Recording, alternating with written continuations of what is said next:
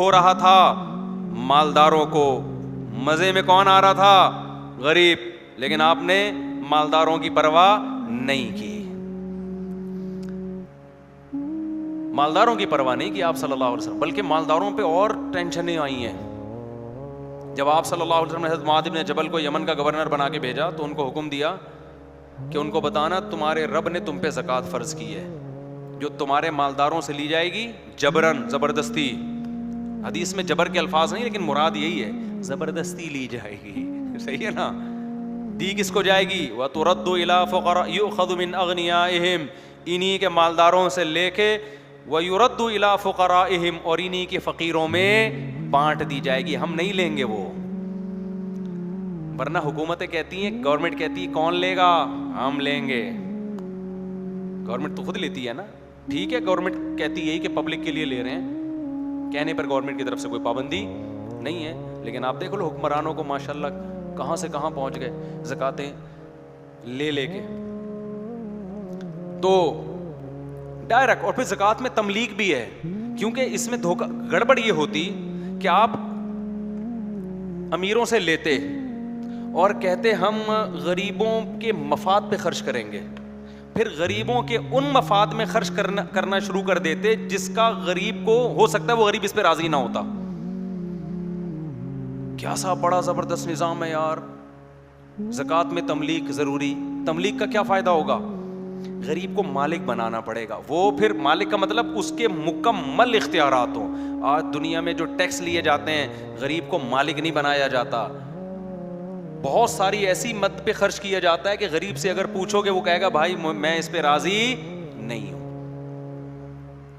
تو بتاؤ اسلامی قانون میں غریب کا فائدہ ہے یا گوروں کے قانون میں؟ تملیغ ضروری. لوگ ہم سے کہتے ہیں نا کہ حضرت میرا ایک غریب بچہ اسکول میں پڑھتا ہے, میں اس کی طرف سے فیس دے سکتا ہوں, اسکول میں زکوٰۃ ادا ہو جائے گی؟ ہم کہتے ہیں نہیں ہوگی, کائنڈلی اس سے زکوٰۃ ادا نہیں ہوگی. مالک بنانا ضروری ہے. مالک بناؤ, وہ جو چاہے کرے. کیوں؟ اب تملیغ کی جو آ گئی نا مسئلہ, اس میں کیا ہو گئی, احتیاط بہت ہو گئی ہے. ورنہ آپ غریب کے ایسے مفاد پہ خرچ کرتے جو آپ خود سوچتے, بھائی جس کا پیسہ ہے نا یہ سوچنا اس کا حق ہے, یہ آپ کا حق نہیں ہے. ورنہ لوگ کیا کچھ نہیں کرتے.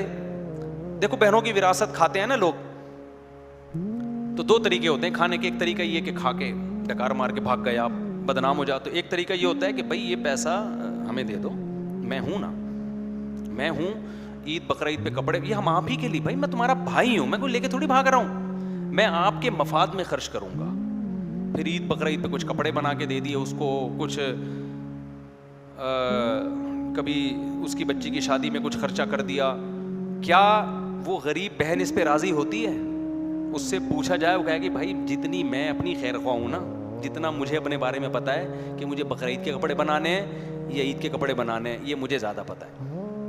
اس کی مثال دیکھو, آپ جب تنخواہ لیتے ہو آفس سے, تو اگر وہ 1,00,000 روپے تنخواہ تھی, آپ کے باس کہے کہ اب آپ کو 1,00,000 نہیں ملیں گے, ہم آپ کے مفاد میں اس کو خرچ کریں گے, آپ کے قوم کے وسیع تر مفاد میں.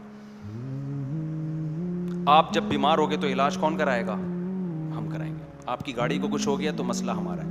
آپ بولو گے تو مجھے دے دے بھائی, میں جتنا اپنے آپ کو بہتر سمجھتا ہوں آپ نہیں سمجھتے. کائنڈلی یہ نصیحت کسی اور کو ہے نا, مجھے پیسے پکڑا, مجھے پتا ہے میرے, وہ کہہ رہے نہیں ایکچولی دیکھیں علاج اتنا مہنگا ہو گیا ہے نا, ایکچولی ہمیں پتا ہے آپ بے وقوف ہو, آپ 1,00,000 روپے ضائع کر دو گے, ایکچولی ہم آپ کے خیر خواہ ہیں, ایکچولی آپ کہہ گئے ایکچولی کو ایک طرف رکھ,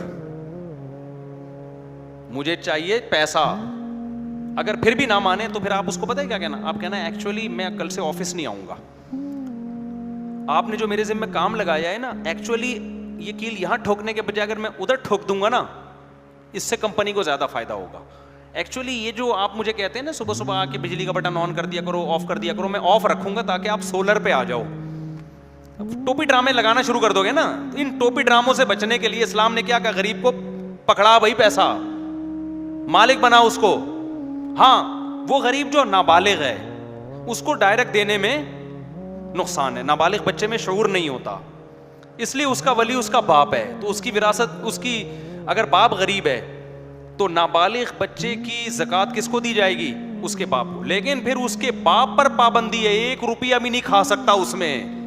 پھر لا, اسلامی لا جب آپ اٹھائیں گے نا, پھر اس میں یہ کہ باپ اس سے پراپرٹی تو خرید سکتا ہے, گولا گنڈا نہیں خرید سکتا, کیونکہ وہ ختم ہونے, صدقہ بھی نہیں کر سکتا اس سے, صدقہ بھی نہیں کر سکتا. اب بعض فقہا اس کے قائل ہیں کہ اس سے صدقہ جائز ہے, کیونکہ یہ بچے کا فائدہ ہی فائدہ ہے اس میں, صدقہ آخرت میں ذخیرہ. امام حنیفہ نے کہا یہ فائدہ نہیں ہے, نقصان ہے. نقصان اس لیے کہ آخرت کو نہیں دیکھا جائے گا, یہاں کس کو دیکھا جائے گا, دنیاوی نقصان کو. صدقہ دنیاوی لحاظ سے نقصان دہ ہے, لہذا نابالغ بچے کو اس نقصان سے بچایا جائے گا.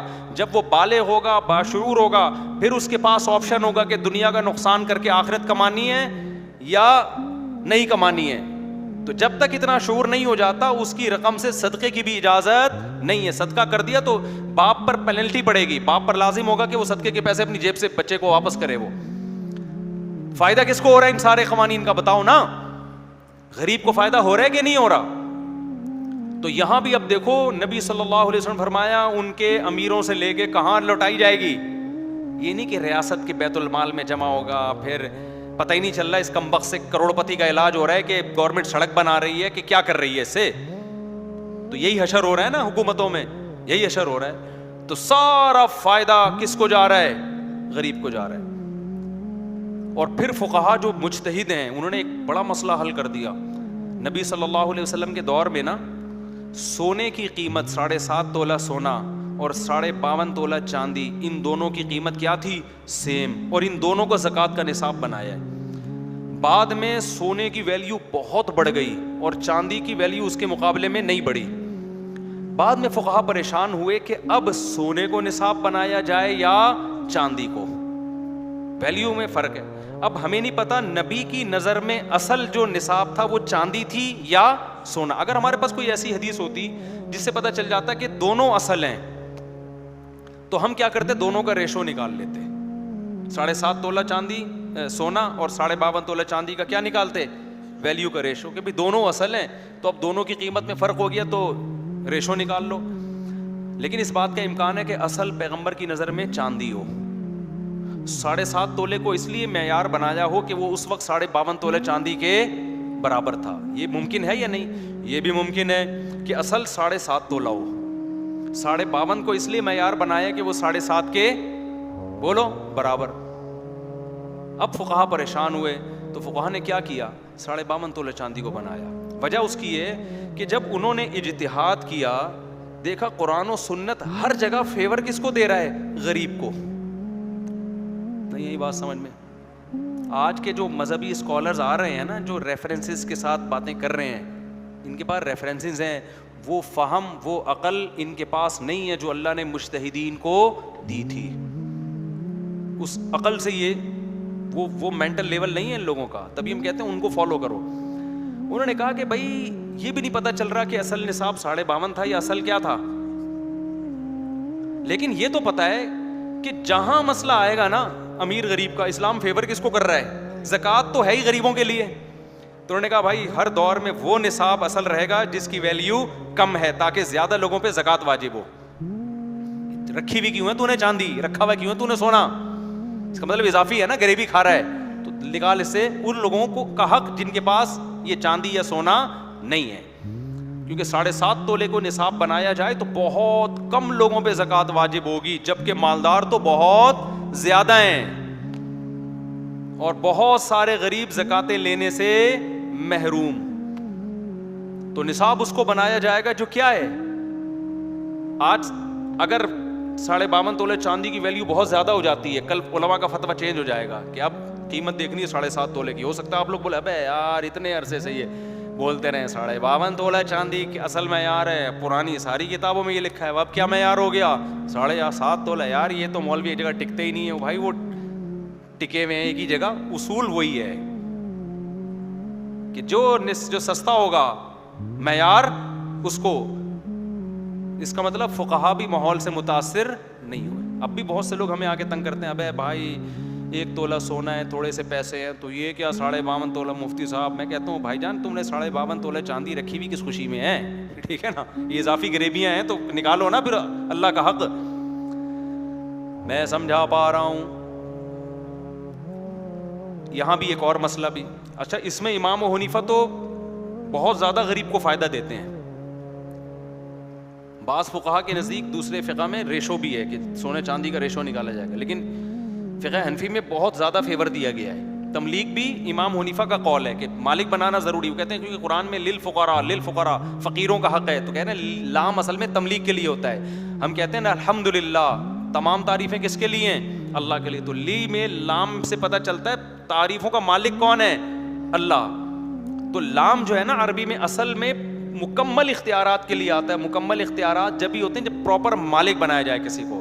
تو قرآن کہہ رہا ہے للفقراء, زکوٰۃ کس کا حق ہے؟ فقیروں کے لیے. تو یہاں بھی لام کا لفظ بتا رہا ہے کہ پراپر مالک بنانا پڑے گا. یہ میں مثال سے سمجھاتا ہوں. آپ نے زکوٰۃ کے پیسوں سے کھانا خریدا, غریب کے سامنے رکھ دیا کہ کھاؤ, اس سے زکوٰۃ ادا نہیں ہوگی, کیونکہ زکوٰۃ وہ مالک آپ ہو, اپنی ملکیت میں اس کو آپ کھلا رہے ہو. اباحت ہے یہ. اباحت کہتے ہیں کسی کے لیے ایک چیز کو کی پرمیشن دے دینا. جیسے جب آپ کی کوئی دعوت کرتا ہے, آپ اس کے, بس یہ مثال دیکھیں نا, بیان ختم کر رہا ہوں. کسی کے گھر جاتے ہیں, وہ بریانی کوفتے کباب لا کے رکھتا ہے, تو مالک کون ہوتا ہے؟ وہ ہوتا ہے نا. لیکن اس نے اپنی ملکیت آپ کے لیے حلال کر دی ہے. اس عمل کو کہتے ہیں اباحت, مباح کر دیا, اجازت دے دی. تو جب آپ اس چیز کو کھا رہے ہوتے تو اس کی ملکیت میں کھا رہے ہوتے ہو, وہ آپ کی ملکیت میں داخل نہیں ہوتی. اور ایک ہوتا ہے کہ بریانی کی ٹرے پکڑا کے کہنا یہ آپ کو گفٹ ہے. جیسے صبح و شام گھروں میں تحفے آ رہے ہوتے ہیں, گفٹ میں کیا ہوتا ہے؟ آپ خود بھی کھا سکتے ہو, پیک کر کے ڈبے بنا کے مارکیٹ میں بولو بیچ بھی سکتے ہو. اس لیے ہم کہتے ہیں غریب کو زکوٰۃ میں کھانا کھلانا جائز نہیں ہے. کھانے کا مالک بنا دو گے پھر جائز ہے. آپ پلیٹ پکڑاؤ کہ آپ اس کے مالک ہو, آپ کی مرضی بھائی, کھاؤ یا بیچ دو, آپ کی مرضی. یہ جو ہم ہوٹلوں میں بیٹھے ہوتے ہیں, بعض دفعہ فقیر آتا ہے, اللہ کے نام پہ ایک نہاری کھلا دو, ہم نہاری اس کو خرید کے دیتے ہیں, وہ آگے لے جا کے بیچ دیتا ہے. ہمیں غصہ آتا ہے نا. غصہ اس لیے آتا ہے بھائی ہم نے تجھے کھلانے کے لیے آرڈر کیا ہے, بزنس کے لیے آرڈر نہیں کیا. لیکن زکوٰۃ میں آپ یہ غصہ نہیں کر سکتے. یہاں غصہ آنا بجا ہے کہ ابے ہمیں الو بنا رہا ہے یار. میں نے ایک دفعہ نہاری کھانے گیا, میں بیٹھا ہوں, 2-3 غریب سی عورتیں آئیں, انہوں نے کہا ہمیں بھی لے دو. میں نے اس کو بولا یار ان کو بھی کھلاؤ, اس نے دے دیا ان کو. میں بھول گیا, پھر میں اپنا کھا رہا ہوں. پھر میں جب پیسے دینے گیا, اس نے بولا بھائی یہ سالن کو شاپر میں ڈالتی ہیں عورتیں, آگے جا کے بیچتی ہیں, پیسے کما کے دوبارہ نیا بندہ آئے گا, اسے پھر کہہ رہی تھی اللہ کے نام پہ 3 دن سے بھوکے ہم, کھلا دو. تو یہ ان کا کیا چل رہا ہے؟ بزنس. تو یہ بزنس برا کیوں لگتا ہے بھائی؟ ہم تو چاہ رہے تھے کہ پیٹ بھریں کسی غریب کا. پھر بھی چلو یار وہ بیچ دیا اس نے, ہم نے پیسے واپس نہیں لیے ان سے, لیکن یہ غیر اخلاقی حرکت لگتی ہے نا. تو لیکن زکوٰۃ میں غریب کیا ہوگا؟ مالک. للفقراء والمساکین, مکمل اختیارات ہوں گے ان کے. تو نبی نے کیا فرمایا؟ مالدار سے لی جائے گی, غریب کو ہینڈ اوور کی جائے گی. اچھا یہاں ایک بات سمجھ لیں کہ غریب, یہ لوگ اکثر مسئلہ پوچھتے ہیں کہ جی غریب بچوں کی ہم اس فیسیں دے سکتے ہیں, مالک بنانا ضروری ہے, یا اس کو مالک بناؤ یا اس کی طرف سے اس کی اجازت سے کوئی نمائندہ بن کے مالک بن جائے. مثال کے طور پر میں نے آپ کو فون کیا, جی میں آپ کو کچھ رقم دینا چاہتا ہوں, بتانا ضروری نہیں کہ زکوٰۃ ہے, گفٹ کا نام لے لو آپ, لیکن ملکیت تو گفٹ میں بھی ہوتی ہے نا, ہر وہ چیز جس میں ملکیت ہو. آپ نے کہا جی ٹھیک ہے, تو لیکن میں تو آ نہیں سکتا, تو میں کیا کہوں گا, کسی بندے کو بھیج دو. تو اس بندے کو جیسے ہی میں ہینڈ اوور کروں گا زکوٰۃ ادا ہو جائے گی, کیونکہ وکیل کا قبضہ موکل کا قبضہ ہوتا ہے. آپ کی طرف سے جو نمائندہ آیا اس کو جب دیا تو ایسا ہی ہے جیسے اصل کو دے دیا, کیونکہ یہ نمائندہ کس کا ہے؟ آپ کا نمائندہ ہے. ہاں میں نے آپ کو فون کیا اور میں نے کہا میں ایک بندہ بھیج رہا ہوں, پیسے آپ کو دے گا, پیسے آپ کو دے گا, تو اس سے لے لینا, کیونکہ آپ کے پاس آنے کا ٹائم نہیں ہے. میں نے اس بندے کو ہینڈ اوور کر دی, زکوٰۃ ادا نہیں ہوئی, کیونکہ وہ آپ کا نمائندہ نہیں ہے, وہ کس کا نمائندہ ہے؟ میرا نمائندہ. دونوں میں فرق یہ پڑے گا, اس بندے سے ڈاکو نے چھین لیا تو زکوٰۃ ادا نہیں ہوئی, جبکہ پہلے والے بندے سے ڈاکو نے چھین لیا تو زکوٰۃ ادا ہو گئی, کیونکہ وہ ہینڈ اوور کر چکا ہوں میں. اب سمجھو, جب آپ کسی غریب کی فیس دینا چاہتے ہیں نا, اور غریب بالغ ہو, تو پھر اس کا طریقہ یہ ہے کہ آپ اس کو بولو کہ یار میں کچھ رقم آپ کو دینا چاہتا ہوں منتھلی, لیکن آپ چونکہ ٹیوشن بھی پڑھ رہے ہو, تو اگر میں یوں کر لوں کہ ڈائریکٹ آپ کو دینے کے بجائے اس ٹیچر کو دے دیا کروں جس کو آپ نے فیس دینی ہے, تو وہ میں ہی دے دیا کروں تو آپ کی طرف سے اجازت ہے؟ وہ کہے ہاں اجازت ہے. اب یہ وکیل کا قبضہ, جو ٹیچر ہے نا وہ اس بچے کا وکیل بن کے قبضہ کرے گا, اب زکوٰۃ ادا ہو جائے گی. اگر بچہ نابالغ تھا تو باپ کی پرمیشن, بالغ ہے تو خود اس بچے کی پرمیشن. اسی سے بہت سارے مسئلے حل ہو گئے. جب آپ کسی غریب کا علاج کراتے ہو زکوٰۃ کے پیسوں سے, تو اس میں غریب کو بتا دو بھائی میں آپ کو کچھ پیسے دینا چاہتا ہوں, تو آپ مجھے اجازت دے دو, میں آپ کی طرف سے کس کو دے دوں؟ ہسپتال کی انتظامیہ کو دے دیتا ہوں. وہ کہہ دے میری طرف سے اجازت ہے, تو جب وہ نمائندہ بن گیا اس کا. آئی بات سمجھ میں؟ نہیں, اور یہ پہلے اجازت لینی پڑے گی. علاج کرنے کے بعد اجازت لوگے اس کا کوئی اعتبار نہیں, کیونکہ وکیل کام کرنے سے پہلے بنتا ہے, بعد میں نہیں بنتا. بھائی سمجھ میں آ رہا ہے کچھ؟